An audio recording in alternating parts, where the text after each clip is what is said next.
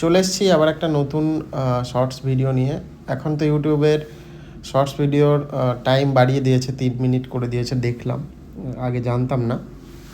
তো যাই হোক, তো এই ভিডিওটা, এটা একটা 7 পাউন্ডের কেক ছিল, রেক্ট্যাঙ্গুলার শেপের।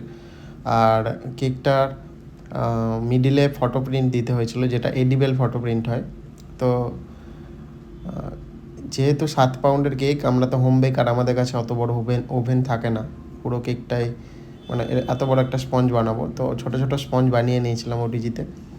তো তারপর সেগুলো জুড়ে আমি এই শেপটা দিয়েছিলাম। আর যে নিচের যে বোর্ডটা দিয়েছিলাম, এটা তোমরা চাইলে প্লাইউড কেটে ব্যবহার করতে পারো, বা চাইলে মানে মোটা যে এমডিএফের বোর্ডগুলো হয় সেগুলো জোড়া লাগিয়েও ব্যবহার করতে পারো। এবার যখন 10 পাউন্ড 15 পাউন্ড হবে, তখন তো আর এরকম এমডিএফের বোর্ড পাওয়া যায় না, তখন তোমাকে প্লাইউডই ব্যবহার করতে হবে।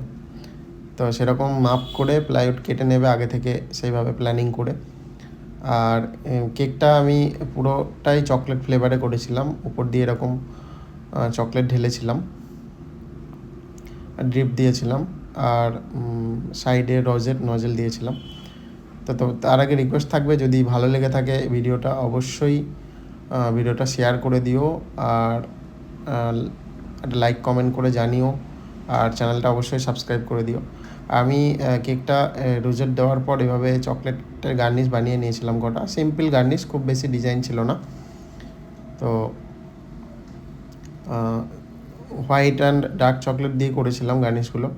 তো এভাবে করে ফ্রিজে রেখেছিলাম। এবার ফটোটা বসিয়ে নিলাম। এটা একটা ফটোটা ছিল ধোনির যে ট্রফি যেগুলো জিতেছে ইন্টারন্যাশনাল, সেই ট্রফির সব কিছু ট্রফি, তারপরে এই আইপিএলে যে ট্রফিগুলো জিতেছে সব কিছু নিয়ে সেই ছবি একটা ওয়ালপেপার কেকটার উপরে লাগানো হয়েছিল। আর অডিও, এই যে রোজেটের মাঝখানে মাঝখানে অডিও দিয়ে আমি ডেকোরেশন করেছিলাম, আর কিছু স্প্রিঙ্কেল দিয়েছিলাম। এই যে এবার গার্নিশগুলো ফ্রিজ থেকে বার করে এনে লাগিয়ে দিলাম সাইডে। আর তারপরে দেখো, এভাবে স্প্রিঙ্কেল লাগিয়েছিলাম, যে ক্যাপসুলের মতো যে স্প্রিঙ্কেলগুলো পাওয়া যায়, দেখতে খুব সুন্দর হয়। সেরকম দামও বেশি এগুলোর, মোটামুটি 50 গ্রামের দাম মোটামুটি 80-90 টাকা দাম।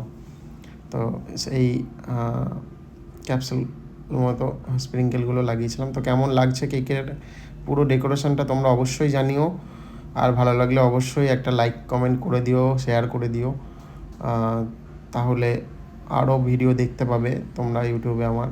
আর সকলে ভালো থেকো, সকলের জন্য অনেক শুভকামনা।